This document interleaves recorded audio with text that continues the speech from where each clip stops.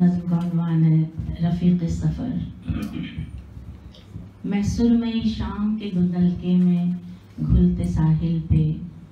میں سرمئی شام کے دھندلکے میں گھلتے ساحل پہ اپنے پاؤں پسارے بیٹھی تھی ایک اکیلی، کہ اچھا لگتا ہے ریت پریوں اکیلے بیٹھے ہوئے بھٹکنا مجھے خیالوں کی وادیوں میں۔ قریب کے ایک پیڑ کی پستیوں کے جھرمٹ میں اڑتا اڑتا پرانے مکتوب سا وہ پتا قریب آیا، رکا معلق رہا وہ جیسے ایک آدھ لمحہ میں دھجی دھجی سی اپنا چہرہ چھپائے خوابوں کی اوڑھنی میں اس آنے والے کے روبرو تھی۔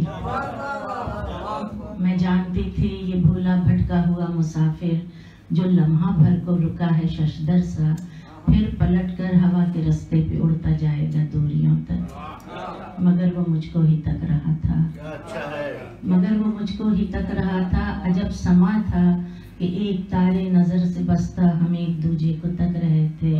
وہ میرے اندر کے خلف اشاروں سے بے خبر تھا۔ میں جاگے لمحوں میں قید تھی اور آنکھیں موندے لہو لہو تھی کہ ایک جھونکا بہار کا ہولے ہولے آیا، لہر نے چپکے سے پاؤں چومے، میں جاگ اٹھی، چلی تو دیکھا عجیب منظر، میں ریگے ساحل پہ چل رہی تھی، پرانے مکتوب سا وہ پتا میرے دوپٹے کا کونا تھامے ندی کے سینے پہ بہہ رہا تھا۔